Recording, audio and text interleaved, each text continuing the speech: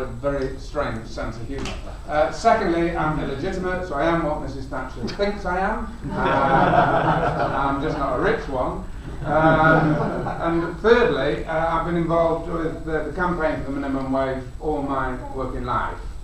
I came from a union originally in UP, and it had always argued way back into the 20s and 30s that there should be a statutory level of wages below which nobody, young or old, black or white, man or woman, should fall and be exploited.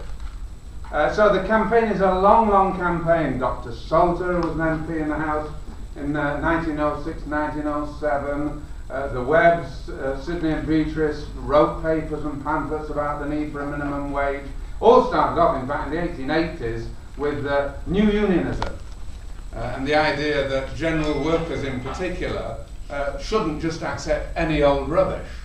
And of course it's gone back slightly further. There's a book somewhere that talks about the labourer is worthy of his or her hire.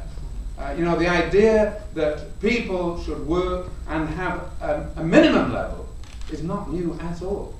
I mean, the sadness is that it took 100 years of campaigning after a couple of thousand years of knowing the issue before we actually got it in 1998, brought into operation in 1999.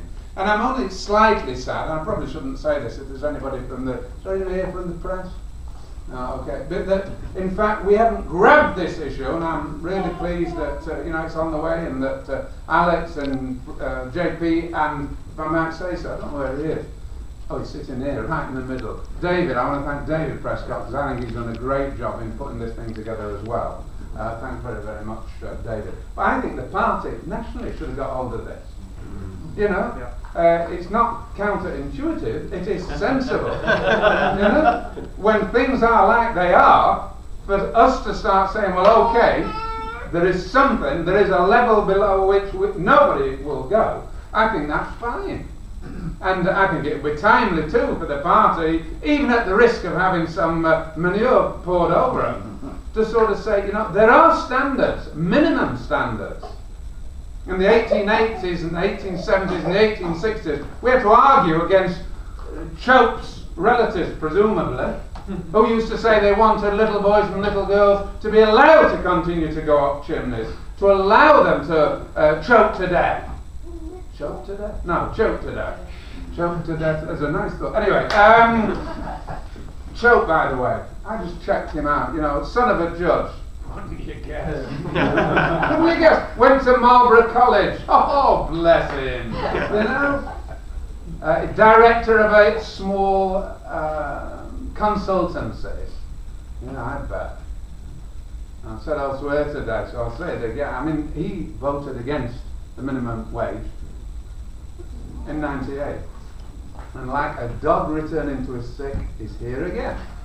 Now, I don't mind him eating his sick. I mean, I'd be happy for him to do it. In fact, I did see him trenching away in the House earlier in the week, and not a very nice sight either. But he's not the only one. He's the one who's got his name on it, and it's not just those 11 behind it. So on a party political point, I think it would have been good, not if it was this campaign, but if the party nationally had got hold of it and said, this is something that we're going to stand up on. Now, they may well have done that, and perhaps I've missed it, and perhaps they will do more in the future. Because if you look at every bit of paper that's gone out from the Labour leadership over the last 5 years, when it says the things that they've got to be blessed for, the one at the very top is the statutory national minimum wage. And it's not just the million with the best will in the world, you know, it's everybody above that. If you've got a floor, and you pull the floor away, everybody begins to slide down. And the idea that we've got to have a minimum that we can build on is not new. If you take it away, you will have that downward spiral.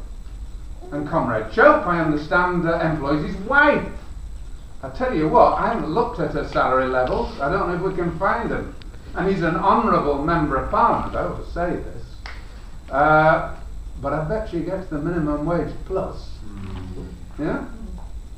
And it's the hypocrisy of these people that stuff their pockets when they can, and this isn't an accusation against all members of Parliament, but then turn around and say, unfortunately, you know, times are hard. And he's got this spurious little argument, hasn't he?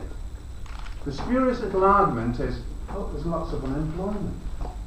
And we're taking away the human rights of those workers who may be cast into unemployment by saying, look, please let us work for you for £2.20 an hour. And the next one says, I'll do it for £2 an hour. We have seen this before. Decade after decade, century after century. And we're now in the 21st century, and we cannot just let it go. Not just because of all those people in history who stood up for it. We've got it now, and we cannot let it go. And we ought to be nailing, I think it's going to come back into the House, Ian, isn't it? 12th of June. It'll come back, it'll be way down the agenda, it probably won't get caught. I think we should smash it again every day between now and then, and when it's gone we should claim the victory. That this campaign and the people who are supporting it are going to say, if any of you dares come again, and I think when it comes to the general election we should be putting the stuff out. Yeah. And we should be saying, don't think it might not happen, because some of these people don't care about standards, not just their own standards, but they don't care about any standards. Across the world, we're arguing for, in the trade union movement, codes of practice, as you know. 8 major codes that we say, no child labour.